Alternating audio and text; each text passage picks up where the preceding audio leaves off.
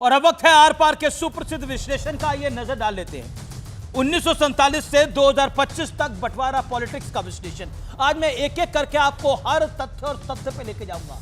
धर्म वाला बंटवारा, इसे ध्यान से सुनिएगा, ये एक तरह के बड़ा खुलासा भी है। धर्म के आधार पर भारत के टुकड़े हुए, जो लोग कहते हैं ना कि आज धर्म की बात होती है, आज हिंदू मुसलमान की बात होती है, धर्म के आधार पर दो टुकड़े किए गए। बंद कमरे में हुए फैसले की कीमत करोड़ों लोगों ने चुकाई है। व्यूअर्स, करीब 10 लाख लोग मरे, 1.5 करोड़ से ज्यादा बेघर हुए। यह अनुमानित आंकड़ा है, यह आंकड़ा इससे कहीं ज्यादा होगा, मैं आपको यकीन देकर यह बात को कहता हूं। इसके बाद लाशों से भरी 83,000 से ज्यादा महिलाओं का रेप हुआ। लाशों से भरी ट्रेन पाकिस्तान से भारत आती थी, मतलब ट्रेनें कट के भारत आई। पंडित नेहरू ने बिना परिणाम सोचे बंटवारा मंजूर किया, ऐसा आरोप उन पे लगता है, उनके दौर के नेताओं पर लगता है। आज के दौर का बंटवारा क्या है, आइए आज पर लेकर आता हूं मैं आपको। आज के दौर का बंटवारा क्या है? धर्म के आधार पर, यानी हम ब्लैक एंड व्हाइट से कलर में आए हैं।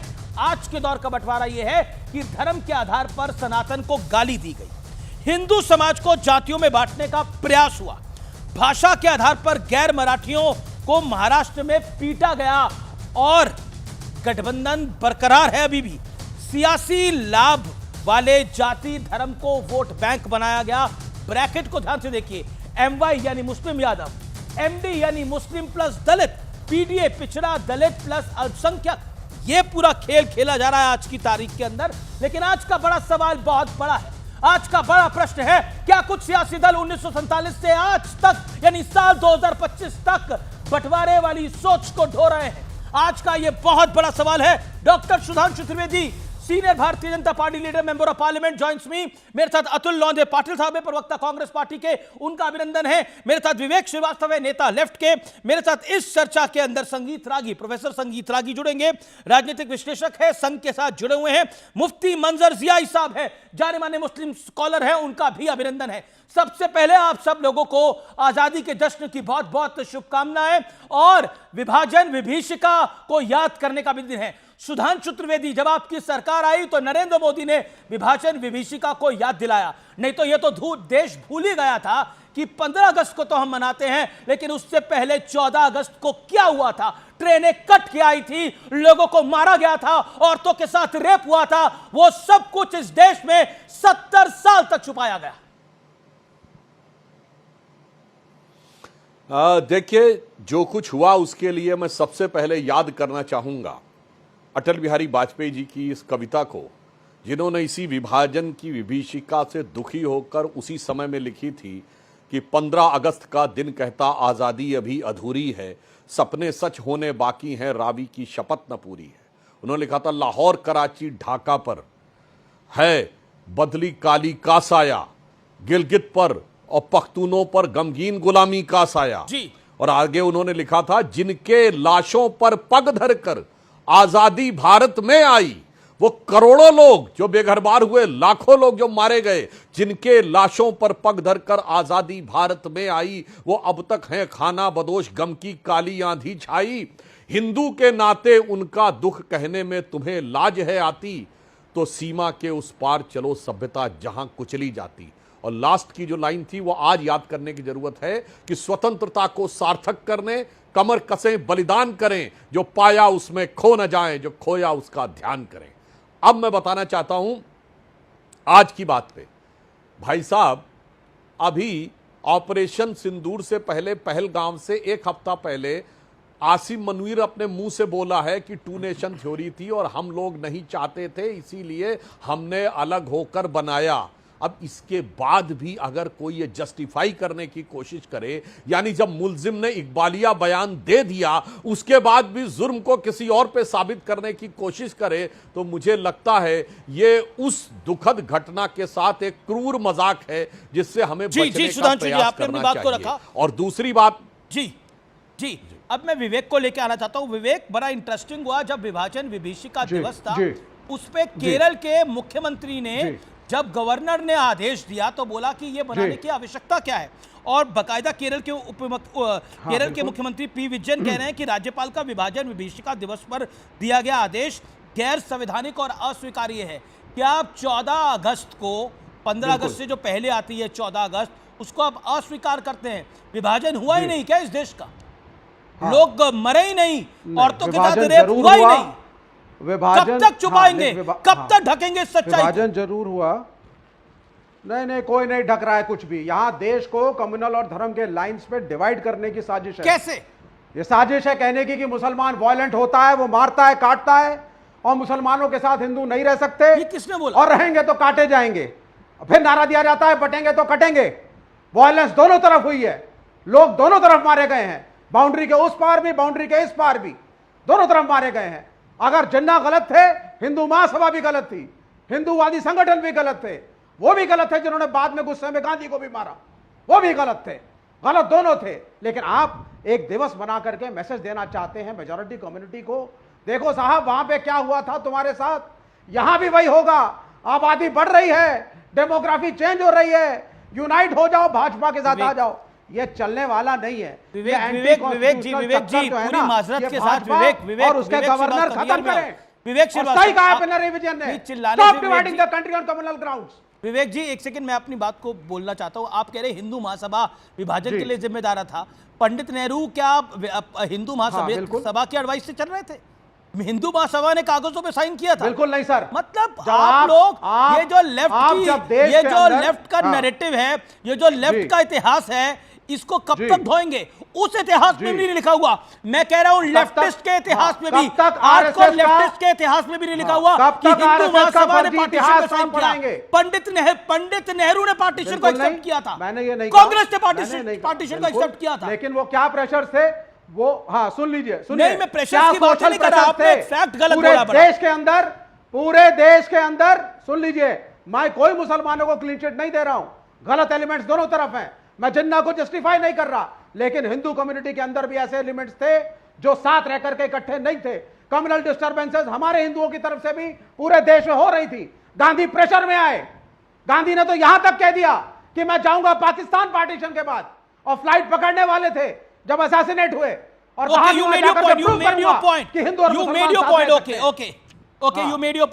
रुक करता हूं सुधांशु त्रिवेदी। देखिए अभी विवेक श्रीवास्तव ने एक बात बोल तो गए आए बाएं साए में, अब मैं इसका फैक्चुअल रेफरेंस देता हूं। इन्होंने कहा हिंदू मुसलमान साथ में नहीं रह सकते, तो अब मैं एक सेंटेंस कोट कर रहा हूं। हिंदू और मुसलमान दो कौमें हैं जो साथ नहीं रह सकते। जब अंग्रेज इस देश को छोड़ेंगे तो हम हिंदुओं की रियाया नहीं बन सकते, और इसको तय करने के लिए हमें अपनी पुरानी कलम यानी शमशीर की ताकत को इस्तेमाल करने की इजाजत होनी चाहिए, वरना हमारे पठान सरहदों से पार करके आएंगे और पाकिस्तान से बंगाल तक खून की नदियां बहा देंगे। विवेक श्रीवास्तव जी किसने बोला है पता है, और कब बोला है? या ऐसे ही आके आए बाएं बोलने लगते हैं आप लोग?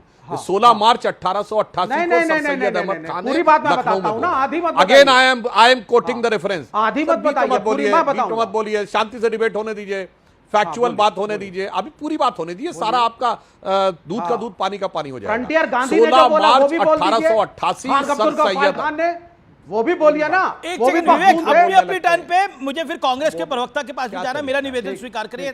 40 सेकंड सुधांशु जी आप बोलिए, फिर मैं विवेक हाँ बस मैं जल्दी से समाप्त करता हूं ताकि इन लोगों का जो एक झूठ है वो एक्सपोज करता हूं। 16 मार्च 1888 को सर सैयद अहमद खान ने लखनऊ में दिया गया भाषण है, इन वर्बेटम कोट कर रहा हूं। उससे पहले 28 सितंबर 1887 को उन्होंने मेरठ में यही बोला है। अब उसके बाद समझिए इन्होंने कहां से घुटने टेकने शुरू कर दिए। इन्होंने खालिद अब्दुल गफ्फार खान जैसे लोगों के साथ कितना अन्याय किया। 1913 में वक्फ बोर्ड का एक्ट आता है, किसके कहने पे? मोहम्मद अली जिन्ना के कहने पे, जो कि इनके साथ था। 1916 में लखनऊ कांग्रेस अधिवेशन में यह मुसलमानों की पृथक निर्वाचन क्षेत्र की मांग स्वीकार कर लेते। स्टेप बाय स्टेप सुनो भाई, आए बाएं साए मत करो, तब तक संघ पैदा भी नहीं हुआ था। 1916 में यह लखनऊ कांग्रेस अधिवेशन में मुसलमानों के लिए पृथक निर्वाचन क्षेत्र की मांग स्वीकार कर लेते हैं, वही लाके जाके पाकिस्तान बने। फिर जिन्ना का और हौसला बढ़ता है, वो 1920 में कहता है मैं महात्मा गांधी को महात्मा नहीं बोलूंगा, ये हिंदू उपाधि है। इसीलिए किसी मूवी में आपने देखा होगा हमेशा मिस्टर गांधी बोलता था, कभी गांधी जी या महात्मा गांधी नहीं बोलता था। इन्होंने एक्सेप्ट कर लिया, फिर उसकी हिम्मत और बढ़ी। 1924 में उसने कहा वंदे मातरम नहीं बोलूंगा, इन्होंने एक्सेप्ट कर लिया। मेरे भाई संघ तो उसके बाद 1925 में आया, आए बाएं साए मत बोला करो, फैक्ट पे बात किया करो। और उसके बाद मैं फिर यह कहना चाहता हूं, जिस समय विभाजन की बात आई, जो प्रस्ताव कांग्रेस कमेटी में पारित होना था, पुरुषोत्तम दास टंडन ने, जो बाद में कांग्रेस के अध्यक्ष बने, बड़ा ओजस्वी भाषण दिया। मगर उसके बाद माउंटबेटन ने मैसेज भेजा गांधी जी को कि यह क्या हो रहा है, क्या कांग्रेस की कार्य समिति में पास नहीं हो पाएगा। और तमाम लोगों के विरोध के बावजूद कांग्रेस ने अपनी कार्य समिति में देश के विभाजन का प्रस्ताव पारित किया। इसलिए मेरे भाई, अंट शंट बोलने से पहले, और एक भी फैक्ट मैंने गलत बोला हो तो आप मेरी बात कहिए तो मैं वापस ले लूंगा, अन्यथा। और जिस समय आप कहते हैं सावरकर जी 4 साल के थे जब सर सैयद अहमद ने बोला है, सावरकर जी 4 साल के थे। झूठ का पुलिंदा लगाते रहते हैं ये लोग। ओके, अतुल लौंदे पाटिल साहब, मैं आपके नेताओं को सुन रहा था। वो नेता कहते हैं कि संघ और भारतीय जनता पार्टी ने ये पूरा विभाजन कराया, लेकिन विभाजन में तो कांग्रेस इन्वॉल्व थी। विभाजन के कागजों पे साइन तो कांग्रेस के नेताओं ने किए, जिस कांग्रेस के आप अपने आप को वंशज कहते हैं। मेरा हम्बल प्रश्न ये है, क्या विभाजन विभीषिका को आप मानते हैं या नहीं मानते, इस विभाजन के दंश को? मैं अपेक्षा करता हूं जिस तरह से सुधांशु जी को आपने शांति से सुना, बीच में आप बोलोगे नहीं, क्योंकि इतिहास बड़ा है। और सुधांशु जी हाँ, तो जब आप पहले बोल रहे थे, पहला आपका जो डायलॉग चल रहा था, शुरुआत जहां से की, तो मुझे वहां पर दिख रहे थे अंग्रेज, मुझे वहां पर दिख रहे थे, मेरे स्मृति पटल पे आ रहे थे जिन्ना, मेरे स्मृति पटल पर आ रहे थे आरएसएस, मेरे स्मृति पटल पर आ रहे थे सावरकर। ये सबने मिलकर इस देश का जो विभाजन करा है, वो सारा इतिहास में सब सामने खड़ा है। किसने 1936 में सबसे पहले 2 नेशन थ्योरी रखी अहमदाबाद के अधिवेशन में हिंदू महासभा के? सावरकर ने रखी। श्यामा प्रसाद मुखर्जी ने 1942 के आंदोलन को गुंडों का आंदोलन कहा था और ब्रिटिश गवर्नर से मांगी थी, जरूर परमिशन मांगी थी कि इसको हम तोड़कर निकालेंगे। मुस्लिम लीग के साथ बैठने वाले हिंदू महासभा श्यामा प्रसाद मुखर्जी थे। 3 प्रांतों में इन्होंने सरकार बनाई थी, जबकि कांग्रेस इसके खिलाफ था, क्योंकि धर्म के नाम पर कोई राजनीति हो कांग्रेस कभी मानता नहीं था। 3 प्रांत, बंगाल था, सिंध था, पंजाब था, तीनों जगह इन्होंने सरकारें बनाई थी। इन्होंने जब से 1916 की बात की, 1909 में सबसे पहले मुरली मिंटो एक्ट जब आया था, तो 1906 में सुलीवन उनके सेक्रेटरी ने सर अहमद खान को बुलाया था और मुस्लिम लीग के लिए हम कुछ कंसेशंस ला रहे हैं, तो आप स्थापना कीजिए। मुस्लिम लीग की स्थापना 1906 में हुई थी और 1909 में मुरली मिंटो पैक्ट आया। पहली बार, सुनिए, बीच में बोलिए मत अभी, क्योंकि ये इतिहास मुझे 1.5-2 मिनट में रखने दीजिए। वहां पर पहली बार जो है राजनीतिक आरक्षण जो है वो मुसलमानों को मिला। 1916 में लोकमान्य तिलक, जिन्ना और एनी बेजेंट, इन तीनों ने मिलकर जो काम किया था, जो दिया था, उसे महात्मा गांधी जी ने निकाल दिया। पृथक जो आरक्षण है वो कभी भी कांग्रेस ने मान्य नहीं किया, कभी नहीं किया। अब रही बात, किसने लिखा था बंच ऑफ थॉट में कि हमें अंग्रेजों के खिलाफ लड़ना नहीं है, हमें इस देश के मुसलमानों को खत्म करना है, मुसलमान नहीं चाहिए इस देश में। ये गोलवलकर ने लिखा था बंच ऑफ थॉट में, ये उनका कहावत था। किसने? सावरकर जी ने आईएनए के खिलाफ, इंडियन नेशनल आर्मी के खिलाफ और नेताजी सुभाष चंद्र बोस के आर्मी के खिलाफ 2 मिनट कराई थी, सावरकर जी ने कराई थी। और आज भी हमारा सुनो, आज भी हमारी जब प्रार्थना होती है, आज भी हम झंडा गीत गाते हैं, उसके पहले सबसे कौमी एकता के नाम पर वंदे मातरम कहते हैं। सवाल पूछ रहा हूं, उसका 30 सेकंड में जवाब दीजिएगा। आपने बोला था मुझे निर्विवाद बोलने का मौका मिले, मैंने 2 मिनट 30 सेकंड आपको दिए, मैं आपको और 30 सेकंड दे रहा हूं। मेरा प्रश्न यह है, क्या आप मानते हैं कि विभाजन के लिए बीजेपी और आरएसएस जिम्मेदार है? ये जिम्मेदारी से आप ये बात बोल रहे हैं? क्या बीजेपी और आरएसएस विभाजन के लिए, पार्टीशन के लिए जिम्मेदार है? मैं तो सबूतों के साथ रखा ना, जिस पेन से स्याही हुई थी ना, उसमें स्याही जो थी ना, वो हिंदू मुसलमान की नफरत की, खून की स्याही इन लोगों ने भरी थी, और इसीलिए इस देश का विभाजन हुआ। और जिस गांधी ने कहा था कि इस देश का विभाजन मेरे लाश पर होगा, उसको 3 गोली मारी, और जिस जिन्ना की वजह से और जिस ब्रिटिश लोगों की वजह से विभाजन हुआ, उसको कंकड़ तक फेंक के नहीं मारा इन लोगों ने। ये वोट लगाते थे। सावरकर हिंदू भारत के प्रमुख और जिन्ना मुस्लिम पाकिस्तान के प्रमुख, ये लगाते थे। Okay, 50 second Sudhanshu Trivedi, make your point. Okay, time limit का प्लीज ख्याल रखिए। मैं दोनों मेहमानों से अपने बोल रहा हूं। सुधांशु जी, झूठ नहीं, मैं कह रहा हूं, देखिए, इनको सरासर झूठ नहीं बोलना चाहिए। अतुल पाटिल साहब, आपने कहा गांधी जी ने कभी स्वीकार ही नहीं किया सेपरेट इलेक्टोरेट। क्या बात करते हैं? 37 में उसी सेपरेट इलेक्टोरेट के तहत इलेक्शन हुआ। और मैं दर्शकों को बताना चाहता हूं, मोहम्मद अली जिन्ना 1946 की कॉन्स्टिट्यूएंट असेंबली में, अरे गांधी ने एक्सेप्ट किया। यार क्या बात करते हो? झूठ बोलना शुरू कर दिया, कभी एक्सेप्ट नहीं किया। और मैं फैक्ट के साथ बोल रहा हूं, 1946 की कॉन्स्टिट्यूएंट असेंबली में मोहम्मद अली जिन्ना, अरे क्या झूठ बोल रहे हैं भाई? मैं कोट कर रहा हूं पूरी बात, आपके में नहीं बोला था। शांति से बैठ गए।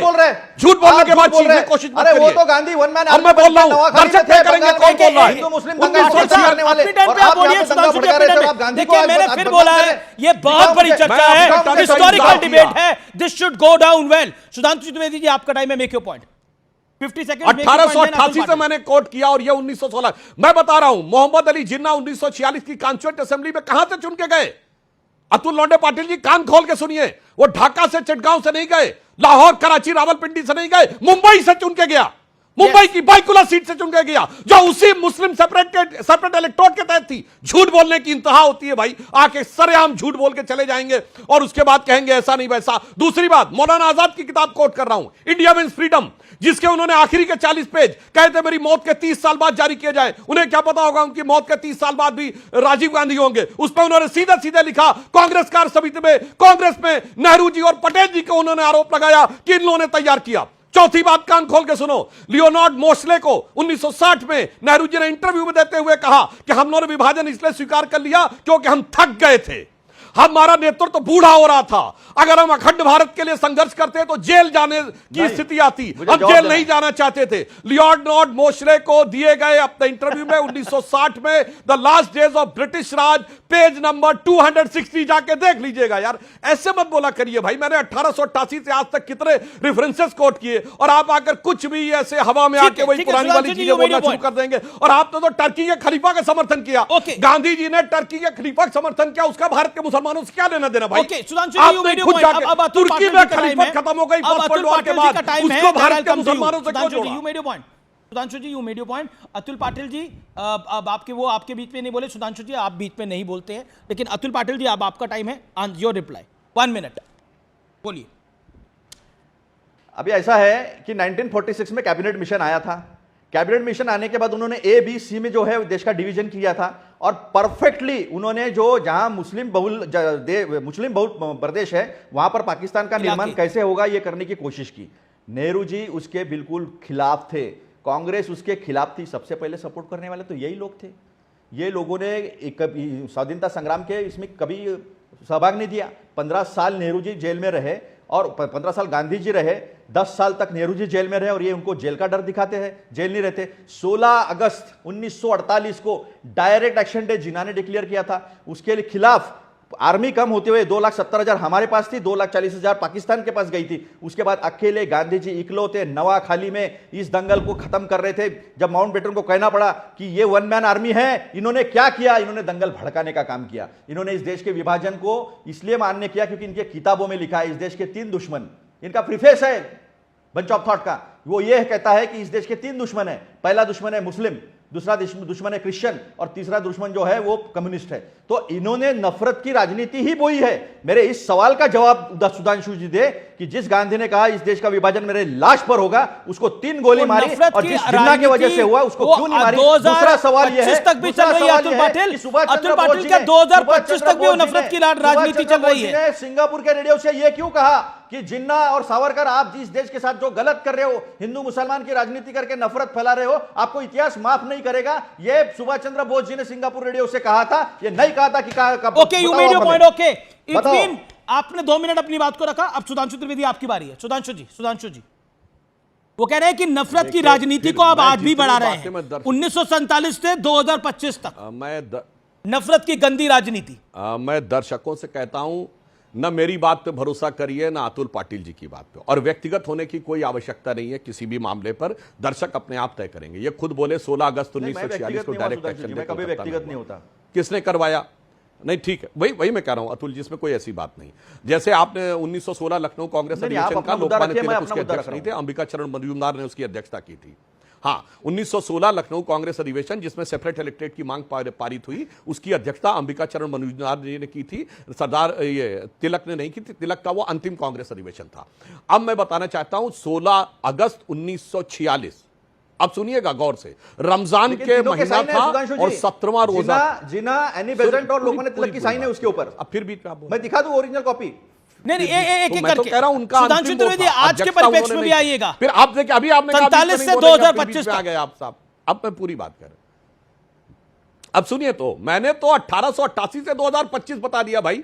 पाकिस्तान ऑफिशियली कहता है कि पाकिस्तान बनाने की नींव सर सैयद अहमद ने रखी और कायदे आजम ने उसके आधार के ऊपर बनाया। पाकिस्तान तो कहता 712 में बना और ये कहते हैं 1936 में। मतलब अजब बात है भाई। पाकिस्तान अपनी ऑफिशियल हिस्ट्री में लिखता है कि मोहम्मद बिन कासिम के अटैक के साथ 712 में पाकिस्तान की नींव पड़ी और ये आके अपना कुछ भी बोलना शुरू कर देते हैं। गौरी गजनी बाबर अपनी मिसाइलों के नाम रखता है और ये कहते हैं कि साहब हिंदू महासभा ने कराया। अब मैं बताना चाहता हूं 16 अगस्त 1946 जो डायरेक्ट एक्शन डे हुआ, उस समय बंगाल का चीफ मिनिस्टर कौन था? जिसके साए हुकूमत में कत्लेआम हुआ, शाहिद हुसैन सोहरावर्दी। और उसके 16 दिन बाद 2 सितंबर 1946 Jawaharlal Nehru cabinet mission plan के तहत वेवल के द्वारा शपथ लेते हैं, यूनियन जैक झंडे के नीचे ट्वीन की निष्ठा की शपथ लेते हैं और फिर मुस्लिम लीग से कहते हैं हमारे साथ शामिल हो जाओ। अब सुनिए, वही सोहरावर्दी जिसने कत्लेआम कराया वो पाकिस्तान नहीं जाता है, उसके ऊपर इनकम टैक्स का नोटिस था। तो नेहरू क्या करते हैं, ये भारत सरकार को इन्होंने तत्कालीन वित्त मंत्री को लिख के भेजा कि इनके खिलाफ कार्रवाई करने से गलत मैसेज जाएगा इनकम टैक्स के नोटिस से, और ये भारत में ही रहेगा। और वो 2 साल में अपने सारे इनकम टैक्स के केसेस सेटल करके भाग गया और 5 साल बाद पाकिस्तान का प्रधानमंत्री बना। और वही सोहरावर्दी जिसके साथ जाकर नोआखली में महात्मा गांधी मिले। इसलिए मेरे भाई फिर दर्शकों से कहता हूं, एक एक फैक्ट वेरीफाई करिएगा। अगर मैं झूठ बोल रहा हूं तो अलग बात है, मैं ये भी कहूंगा सोशल मीडिया। विवेक भी कुछ कहना चाहते हैं, अतुल पाटिल भी कुछ कहना चाहते हैं। सुधांशु जी आपने भी 1 मिनट 50 सेकंड अपनी बात को रखा, विवेक कुछ कहना चाहते हैं। ओके नहीं okay Atul 1 second Vivek hold on, Atul Patil 40 second नहीं, गलत इतिहास बता दिया सुधांशु जी ने। 40 सेकंड, सिर्फ 40 सेकंड। हाँ बोलिए, ज्यादा नहीं। अतुल जी बोलिए। 40 सेकंड। सबसे पहली बात, सुहरावर्दी के साथ सरकार स्थापन करने वाले श्यामा प्रसाद मुखर्जी थे 1942 में। 1940 में अलग पाकिस्तान का लीग ने अधिवेशन पारित किया था, उन्होंने रिजोल्यूशन किया था, नहीं ऐसा नहीं, 14 मांगे रखी थी, उसके बावजूद ये बैठे थे। दूसरी बात जब सरकार बनी उसमें श्यामा प्रसाद मुखर्जी को भी उन्होंने मंत्री बनाया था और डॉक्टर बाबा साहब अंबेडकर को भी मंत्री बनाया था। 1946 में पूरी स्वाधीनता, पूरा ट्रांसफर ऑफ पावर होने का था, जो 15 अगस्त को हुआ। 15 अगस्त में तिरंगे झंडे के नीचे हुआ और उसमें भी श्यामा प्रसाद मुखर्जी मंत्री थे। अंबेडकर जी को तो हरवाया ही कांग्रेस ने था, किया गया था, इसलिए लीग ने गवर्नमेंट ज्वाइन नहीं किया था। अंबेडकर जी को तो हरवाया ही कांग्रेस ने था। मिशन और वेवेल प्लान दोनों एक्सेप्ट नहीं किया था, इसलिए मुस्लिम लीग सरकार में शामिल नहीं हुई। मुस्लिम लीग सरकार शामिल में नहीं हुई थी क्योंकि हमने पार्टीशन एक्सेप्ट नहीं किया था। मुझे ऑडियो साउंड देने पड़ेंगे। सुधांशु जी होल्ड ऑन। प्रोफेसर संगीत रागी, आप 1947 के दौर से 2025 तक नफरत फैलाई जा रही है और सब कुछ आरएसएस और बीजेपी कर रही है। देखिए अमीश, इस देश का विभाजन के पीछे जो सबसे बड़ा आज के परिप्रेक्ष्य में बोलिएगा इस्लामिक सेपरेटिज्म। मैं आज के ही परिप्रेक्ष्य में बोलूँगा। इस देश का विभाजन इस्लामिक सेपरेटिज्म की मानसिकता जो थी उसके कारण हुई थी और उसको खाद पानी का देने का काम जो है वो कांग्रेस पार्टी ने किया था। ये हम ही नहीं कह रहे हैं, ये Pandit Jawaharlal Nehru Indian Muslim volume 10, उसमें जवाहरलाल नेहरू गांधी जी को पत्र लिखते हैं और कहते हैं कि जिन्ना का जो डिमांड है वो सुरसा की तरह, सुरसा शब्द का प्रयोग किया है, सुरसा की तरह मुंह बाए हुए खड़ा, एक डिमांड पूरा करते हैं दूसरा। तो दिमना के डिमांड के आगे झुका कौन था? ये मुस्लिम लीग थी। और अभी सुधांशु जी ने कोट किया था 1886, 87, 88 में सर सैयद का, उस पर हम दोबारा नहीं जाना चाहते हैं। आज के परिप्रेक्ष्य में उस इस्लामिक सेपरेटिज्म की मानसिकता को भारत विभाजन के बावजूद भी जिंदा रखने का काम किसने किया है? कांग्रेस और वामपंथियों ने किया है। तीसरी बात, अतुल लौंडे पाटिल जी ने एक बहुत बड़ी गलती की और गलत तथ्य प्रकट किया।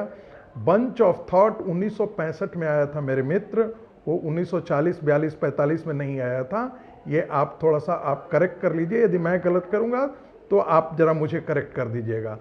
तीसरी एक और बात जिक्र करना चाहूँगा, ऐसी क्या गलती थी, ध्यान रखिएगा जरा सा, ऐसी क्या जरूरी थी कि आप 8 जुलाई 1947 को आपका बाउंड्री जो है वो पंजाब के बाउंड्री के लिए डिसीजन होता है और 17 अगस्त 1947 को बाउंड्री डिसाइड होता है रेड क्लिफ के द्वारा। 15 अगस्त को भारत विभाजन होता है, भारत का निर्माण होता है और 14 अगस्त को पाकिस्तान बन जाता है। लाखों लोग, करोड़ों लोगों को ये पता नहीं था कि हम भारत के इसमें हैं या पाकिस्तान के अंदर हैं। और ऐसी स्थिति में कितने लोगों का कत्लेआम ओके, मैं हुआ, रुक ये करता हूं आंकड़ा विवेक का। आज विवेक, तक नहीं है, ओके जो सर, आपने 10 अब 2 मिनट millions अपनी बात को और 20 रखा। millions के बीच विवेक, में आता है। विवेक आज भी इसलिए- आप इसी इसलिए विभाजन की एक सोच मिनट, को जी, खाद जी, पानी दे रहे हैं, जी, पॉलिटिकल टूल की तरह इस्तेमाल कर रहे हैं। लेफ्ट एक आज 10 भी सेकंड विभाजन और, विभीषिका 10 को सेकंड नहीं बिल्कुल मनाने नहीं। देता केरल के अंदर। अमीश 40 नहीं सेकंड मनाएंगे, अमीश, ये बेकार की विवेक, चीज है। 10 मैं आ रहा हूं ये आपके सिर्फ- पास, ये मैं आपको सिर्फ इसलिए प्रोफेसर राजी मनाया वापस जा रहा आऊंगा। है। विवेक जी, हाँ देखिए रूलिंग पार्टी इस वक्त ये बीजेपी और आरएसएस एक मैसेज देना चाहते हैं। ये कहना क्या चाहते हैं मैसेज देना साथ में दो चाहते हैं? कम्युनिटीज साथ नहीं रह सकती हैं। ये कह रही हैं, सुन लीजिए, ये अभी मुसलमान आपने जो बोला यहाँ पर ये हैं, बेकार वही की हैं जो चीज है, हम नहीं पाकिस्तान में। मनाने देंगे। तो काम की ये- चीज क्या ये- आपके लिए? हम नहीं मनाने देंगे। हमास के लिए, एक तो आरिफ हमास मोहम्मद के खान लिए से बड़ी आप मुश्किल रैली से निकाल पिंड रहे थे छूटा, अपने यहाँ पर, और अब ये विभाजन दूसरे आ गए हैं विभीषिका, केरल में। जिसमें लगभग 1.5 से 2 करोड़ से लोग जी। इफेक्टेड हुए, 10 लाख लोग मारे गए, 83,000 महिलाओं का रेप हुआ। वो आपके लिए बेकार की चीज है विवेक? जी। वो बेकार की चीज है आपके लिए?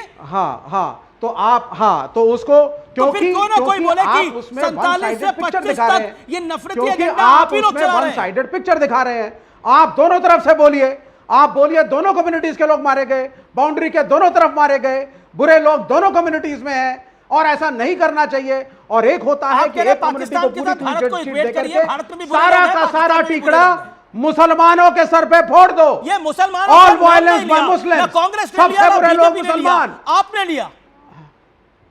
सब बिल्कुल लेंगे हम, हमारा क्लियर स्टैंड है। हम नहीं मानते इस चीज प्रोफेसर आगी। को। हमारे हिसाब से वायलेंस का कोई धर्म नहीं है, और हम मुसलमानों के ऊपर हम नहीं टिकड़ा फोड़ने देखिए, वाले।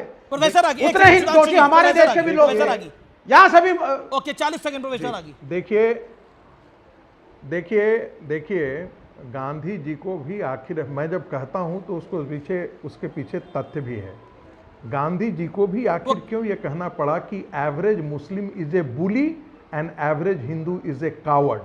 ये हम नहीं कह रहे हैं, ये गांधी जी को स्वयं मुस्लिम मानसिकता के ये तो बारे कह में रहे हैं विभाजन अंतिम में ये विभीषिका कहना बेकार पड़ा। की चीज है। इस और- पर आपका टेक प्रोफेसर नहीं आगी। नहीं लेकिन नहीं, मारा नहीं, उसको बिल्कुल हिंदू ने, नहीं। मुसलमान ने नहीं विभाजन मारा। की कौन विभीषिका कावड़ और से कौन भारत बुली? सीखा नहीं, भारत की विभाजन से सीखा नहीं भारत। और 22-23% मुसलमानों के लिए जो 35% जमीन दी गई थी, उस मुस्लिम लीग को फिर से खड़ा करने का काम कौन किया? कॉन्स्टिट्यूएंट असेंबली डिबेट पढ़िए, मुस्लिम लीग को उस अपराध बोध से मुक्त करने वाला व्यक्ति जवाहरलाल नेहरू थे। और उसी मुस्लिम लीग को फिर केरल में दोबारा खड़ा करने वाला कौन पार्टी था? मुस्लिम लीग को कांग्रेस पार्टी थी। ऐसी मानसिकता को, रेडिकल इस्लाम की मानसिकता को आजाद भारत में आज इस स्तर तक खड़ा करने वाला कौन है? कांग्रेस पार्टी थी।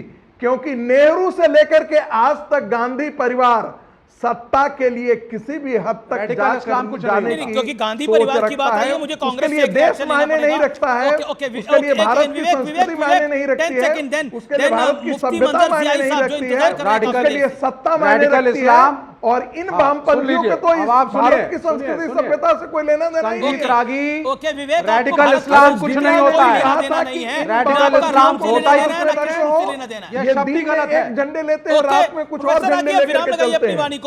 ओके 30 सेकंड विवेक जी। देखिए रेडिकल इस्लाम कुछ नहीं होता है, ये सिर्फ डिवाइड एंड रूल करने के लिए भाजपा का प्लांटेड एक शब्द है। There is nothing called radical Islam. Radicals हर धर्म में होते हैं, हर धर्म के अंदर गलत लोग होते हैं। वर्ल्ड वॉर 2 में जब मारा गया ज्यूज को, तो मुसलमानों ने नहीं मारा।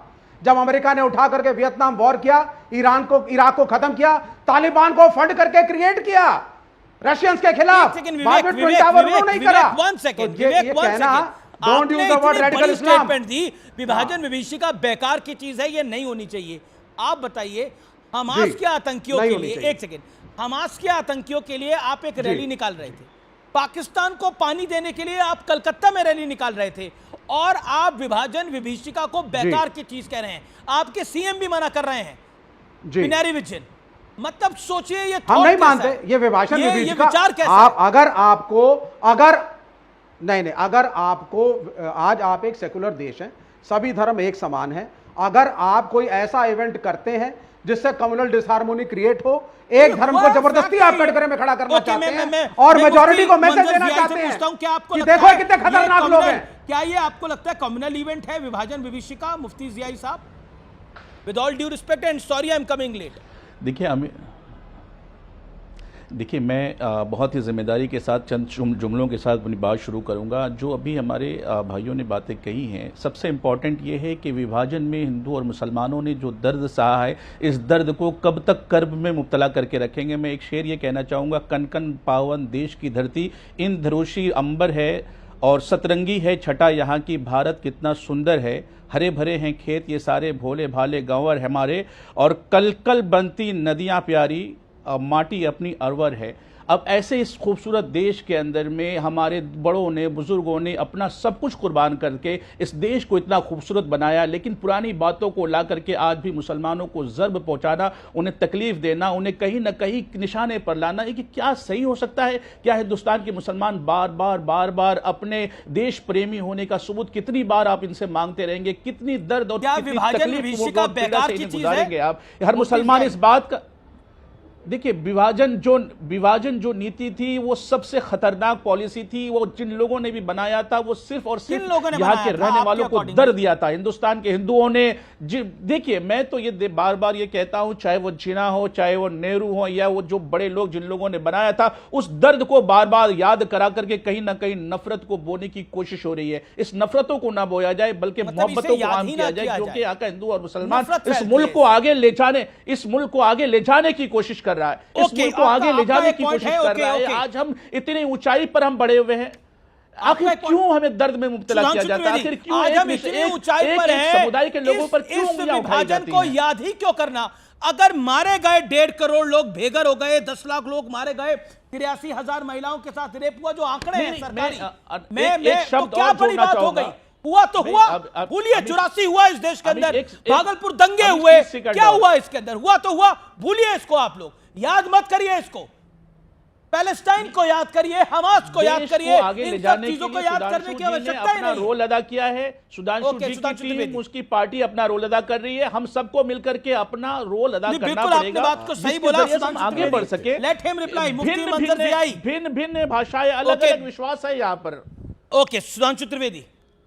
मैं, देखिए, मुफ्ती साहब ने जो बोला, तो मैं पूछना चाहता हूं, अगर ज्यूस का हाँ, मैं बता रहा हूं, ये अभी दूध का दूध पानी का पानी हो जाएगा। अगर यहूदियों का होलोकॉस्ट म्यूजियम बनता है तो कोई जर्मन नहीं कहता कि मेरी भावनाएं आहत हो रही हैं। yes. अगर होलोकॉस्ट पे फिल्म बनती है, सेविंग प्राइवेट रियॉन या शिंडलर्स लिस्ट, कोई जर्मन नहीं कहता है कि मेरी भावनाएं आहत हो रही हैं। यहूदियों और जर्मनों के बीच में सौहार्द बिगड़ जाएगा, ईसाइयों और यहूदियों के बीच में गड़बड़ हो जाएगा। आज अगर जनरल डायर को कातिल कहा जाता है तो भारत का कोई ईसाई नहीं उसकी भावना भड़कती है कि जनरल डायर, कर्जन, वेलेजली और ये चर्चिल, इनको आप खलनायक क्यों कहते हैं? तो क्यों नहीं मुसलमान कह सकता कि जिन्ना से हमारा कोई मतलब नहीं? अगर आप कहते हैं कि भावनाएं भड़क रही हैं, इसका मतलब जिन्ना से, सोहरावर्दी से, बाबर से, तुगलक से, औरंगजेब से जोड़ रहे हैं ना मेरे भाई, तो फिर अपनी जहनियत बदलिए। और जैसे भारत का क्रिश्चियन कहता है कि मेरा कोई लेना देना नहीं, किंग जॉर्ज ने जो किया, भारत की क्वीन विक्टोरिया ने जो किया, जो चर्चिल ने किया, जो जनरल डायर ने किया, भारत के मुसलमान को खड़े होके एक तरीके से सीधे प्रस्ताव पारित करना चाहिए कि जिन्ना ने बहुत बड़ा नुकसान किया। मगर यह शायद इसलिए नहीं हो पाएगा, फिर मैं कोट करना चाहता हूं बाबा साहब अंबेडकर को।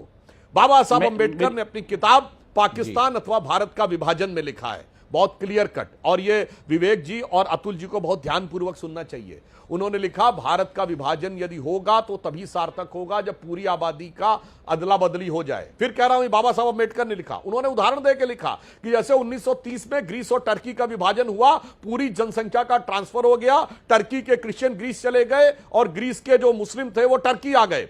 यदि ऐसा नहीं होगा तो बाबा साहब ने लिखा है कि पाकिस्तान से तो हिंदू भगा दिए जाएंगे, मगर भारत मिलीजुली आबादी का देश रहेगा और विभाजन का कोई अर्थ नहीं रह पाएगा। तो मुफ्ती साहब एक बार आप कुछ कहना चाह रहे हैं? जी, एक मिनट, देखिए, मैं आपको बताऊं सुधांशु जी, हिंदुस्तान के मुसलमानों ने अब जिन्ना के चेहरे पर थूक दिया और मौलाना अबुल कलाम आजाद ने जामा मस्जिद की सीढ़ियों पर खड़े होकर के जब हिंदुस्तान के मुसलमानों को आवाज लगाई, हिंदुस्तान का सारा मुसलमान हिंदुस्तान की जमीन को चूमते हुए यहां खड़ा हो गया और कहा कि हम अपने बुजुर्गों की हड्डियों को छोड़कर के यहां से दूसरे मुल्क नहीं जाने वाले हैं। बाबा साहब अंबेडकर की इस जमीन को हम छोड़कर नहीं जाएंगे। हमारे बड़े पुरखों ने यहां पर सब कुछ अपना कुर्बान कर दिया और हमने अपने बड़ों ने, हमारे लोगों ने यहां पर सब कुछ अपनी जिंदगी गंवाई है। हम इस मुल्क को छोड़ करके कहीं नहीं जाने वाले। ये छोड़ने की बात तो मुसलमानों ने उसी दिन कर दिया था जिस दिन उसके चेहरे पर थूक करके भगा दिया था कि हम तुम्हारे साथ नहीं बल्कि उस जमीन के साथ हैं जिस जमीन पर हमारे पुरखों की हड्डियां लगी हुई हैं, उस जमीन के साथ है जिस जमीन पर हमारे आबा व अजदाद की मैयतें हैं, उस जमीन पर है जहां पर हमारे आबा व अजदाद की खबरें हैं। हम इसे छोड़कर नहीं जाएंगे क्योंकि यहां से हमें वो दिली लगाव है, हमारा गहरा ताल्लुक है, जो जमीन से हमें प्यार है। और मेरे पैगंबर अलैहिस्सलाम ने कहा हुब्बुल वतन मिनल ईमान, ईमान से मोहब्बत, मुल्क से मोहब्बत करना ईमान का हिस्सा है। और उसी हिस्से को बयान करते हुए आज हम यहां पर हैं और किसी भी हमारे पास ऑप्शन होने के बावजूद हम कहीं नहीं गए। फिर भी हमसे यह सवाल किया जाता है कि आप हिंदुस्तानी है या नहीं। ये कितना दर्द भरा हो सकता है सुधांशु जी। क्या आप हमारे दिल की तड़प को महसूस नहीं करते? क्या आपको यही नहीं लगता कि हम हिंदुस्तानी मुसलमान जो मुल्क से मोहब्बत करते हैं, अपना सब कुछ कुर्बान करने को तैयार हैं, फिर भी आप हमसे सवाल करेंगे तो कहीं ना कहीं तकलीफ तो जरूर पहुंचेगी। आपको इस बात का ध्यान रखना चाहिए क्योंकि आप सत्ता में हैं और अगर आप अपने प्रजा का ध्यान नहीं रखेंगे तो जवाब देना। सुधांशु जी। हाँ, मैं बता। देखिए, मुफ्ती मंजर साहब को ये खुमार में डूबी हुई तकरीर तो बहुत जबरदस्त है, मगर आपने एक भी चीज सच नहीं बोली है।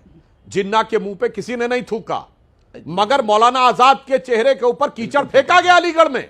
यह ऑन रिकॉर्ड है और मौलाना आजाद ने कहा है। नंबर 2, बात कान खोल के सुनिए, जितनी मुस्लिम डोमिनेंट कॉन्स्टिट्यूएंसीज थी उनमें 95% मुसलमानों ने, आज के भारत के उत्तर प्रदेश में, यूनाइटेड प्रोविंस में 73 में 64, आज का जो गुजरात और महाराष्ट्र है यानी बॉम्बे प्रेसिडेंसी 30 में 30, और साउथ इंडिया जो मद्रास प्रेसिडेंसी 28 में 28, और जिन्ना को मुंबई में 95% वोट मिले थे। और फिर इसका मतलब 95 और नहीं, 1 मिनट सुनिए पूरी बात। और यह झूठ है कि हमने इस मुल्क को चुना। पर जनवरी 1948 में सरदार पटेल ने कलकत्ता में भाषण दिया कि भारत के अधिकांश मुसलमानों ने पाकिस्तान बनने के लिए वोट किया है। मैं नहीं मानता एक दिन में दिल बदल गया, मगर अब जो होना था वो हो गया। अब ये मत कहो मुझे अलग पहचान चाहिए, ये मत कहो कि मुझे अलग कानून चाहिए। अब ये बताओ कि देश के लिए क्या कर सकते हो। मगर मुफ्ती साहब, जब औरंगजेब के नाम की हम रोड बदलते हैं और मुस्लिम सांसद विधायक आके छाती पीटते हैं, तब आप उनको क्यों नहीं रोकते हैं? बाबरी ढांचे के लिए जाके कोर्ट कचहरी से लेके और सड़कों तक पे तब क्यों नहीं रोकते हैं? इसीलिए आपकी तकरीर में तथ्य नहीं है, केवल हवाबाजी अधिक नजर आ रही है। मुफ्ती साहब, विभाजन विभीषिका का दिन क्यों नहीं मनाया जा सकता? क्यों नहीं मनाया जा सकता? क्यों नहीं इसको याद करना चाहिए? इतनी बड़ी पीड़ा का दिन है, ट्रेनें कट के आई थी, क्यों नहीं इस पीड़ा को याद करना चाहिए? अमीश, ये दिनों से खत्म ना होने वाली दास्तान है, ये कभी खत्म हो ही नहीं सकती। नहीं, ये खत्म नहीं हो सकती। लेकिन जो दर्द और कर्ब में है, अगर आजादी नहीं भूलनी चाहिए तो विभाजन भी नहीं भूलना चाहिए। क्या हिंदुस्तान, सुनिए ना, नहीं, मैं तो कहता हूं कि दिलों का हर दर्द याद है, कल भी याद था, आज भी याद है और हमेशा याद रहेगा और ये भूला नहीं जा सकता है। लेकिन जिस तरीके का माहौल बनाने की कोशिश हो जा रही है, एक कटाक्ष किया जा रहा है, एक मुस्लिम समुदाय पर सिर्फ कटाक्ष किया जाता है। नहीं, मेरा परिवार खुद पाकिस्तान से जुड़ा है, मेरे परिवार ने विभाजन का दंश झेला है, विभाजन का ध्वंस झेला है। मेरे दादा के मेरे परिवार ने अपनी जान दी है इस मुल्क के लिए साहब। मेरे परिवार ने इस मुल्क के लिए अपना खून बहाया है, मेरे परिवार ने इस मुल्क की आजादी के लिए अपना सब कुछ कुर्बान किया है। बिल्कुल हम वो लोग हैं जो अपने मुल्क की आन बान शान की खातिर जान देने वाले लोग हैं साहब। 70 साल इस विभाजन को क्यों नहीं याद किया गया? विभाजन हमारे दिलों का दर्द है, लेकिन याद क्यों नहीं किया गया 70 साल इस विभाजन को? ये विभाजन याद किया जाना चाहिए था। ये दिलों में दर्द है, लेकिन साथ ही साथ कटाक्ष नहीं किया जाना चाहिए। किसी समुदाय पर कटाक्ष नहीं किया जाना चाहिए, नहीं होना चाहिए कटाक्ष किया जाना चाहिए। मुसलमान का नाम लेकर के उसे यही मैं कहना चाहता हूं कि हर दर्द को याद करें, हर तकलीफ को, दौर को याद करें। Atul Patil Congress spokesperson Atul Patil on screen. Atul भाई, सारी बातें एक तरफ, मैं इस डिबेट पे नहीं पड़ता विभाजन क्यों हुआ, कैसे हुआ, किस लिए नहीं हुआ, लेकिन 70 साल तक इस विभाजन को याद क्यों नहीं किया गया? आपकी सरकार सबसे ज्यादा रही, क्या आपको लगता नहीं है ये आपकी सरकारों की त्रुटि थी? अगर आप आजादी बनाते थे, आजादी का जश्न मनाते थे, तो विभाजन के उस दंश को भी याद करना चाहिए जो हुआ था। इतने लोग विस्थापित हुए थे, इतने लोग, करोड़ों लोग, लाखों लोग मारे गए थे। देखिए, ये तो मानवीय सभ्यता का सबसे बड़ा माइग्रेशन था, इससे बड़ा माइग्रेशन कभी नहीं हुआ। वो दुख तो तो याद है, क्यों नहीं किया आपकी सरकार लेकिन ने? नाक रगड़ कर किसको माफी मांगनी होगी ना, सुनो ना, अगर नाक रगड़ कर किसी को माफी मांगनी होगी ना, तो इस देश में आरएसएस, हिंदू महासभा और श्यामा प्रसाद मुखर्जी को मानने वाले जो लोग हैं ना, उन्होंने इस होलोकॉस्ट के लिए, इस त्रासदी के लिए और देश के विभाजन के लिए नाक रगड़ कर माफी मांगनी चाहिए। हम उस पटेल के विचारधाराओं के हैं जिस पटेल ने कहा था कि हिंदू राष्ट्र एक पागलपन है, और उनका भाषण अभी भी मेरे पास है, जिन्होंने आरएसएस के ऊपर बैन किया था, आरएसएस को डाला था। और मेरे पास ये भी सब तथ्य है कि पूरा जिन्ना भाषण के परिवार से भाजपा ने जो है चंदा लेती रही, पॉलिटिकल चंदा, जिन्ना के परिवार से, जिन्ना की पुत्री यहीं पर थी, उनके परिवार से 80-85 तक ये लोग चंदा लेते रहे। तो ये हमको न सिखाए, जिनके एक व्यक्ति भी स्वतंत्रता संग्राम में जेल में नहीं गया, जिसने एक गोली भी नहीं खाया, वो लोग हमको न बताए। तो ये लोग है ना, ये लोग भाग जाते थे। बता रहा हूं, आप देख रहे हैं यार पार, ये चर्चा बहुत गंभीर है और बहुत बड़ी है। बड़ी खबर इस समय आ रही है। विभाजन विभीषिका पर सीएम योगी आदित्यनाथ का बड़ा बयान अब से कुछ मिनट पहले का। तुष्टीकरण के चलते देश का बंटवारा किया गया, कांग्रेस ने बंटवारा करवाया, सनातन भारत के टुकड़े कर दिए गए। योगी आदित्यनाथ बोले हैं अब से कुछ देर पहले, देश की भुजाओं को काट दिया गया और उसी विभाजन को याद नहीं किया गया। सुधांशु त्रिवेदी ब्रेक से पहले अतुल लौंदे पाटिल बोले, लेकिन अभी योगी आदित्यनाथ ने एक बड़ी स्टेटमेंट दी है कि तुष्टीकरण के लिए विभाजन हुआ और कोई कारण नहीं था, इसीलिए विभाजन को गुमनाम कर दिया गया। क्रमवार तुष्टीकरण 40 सेकंड मैंने क्रमवार तुष्टीकरण वाली बात कही थी, और यह बात मैं नहीं कह रहा हूं, यह बात तो बाबा साहब अंबेडकर ने भी लिखी थी और बहुत सारे कांग्रेस के नेताओं के खुद के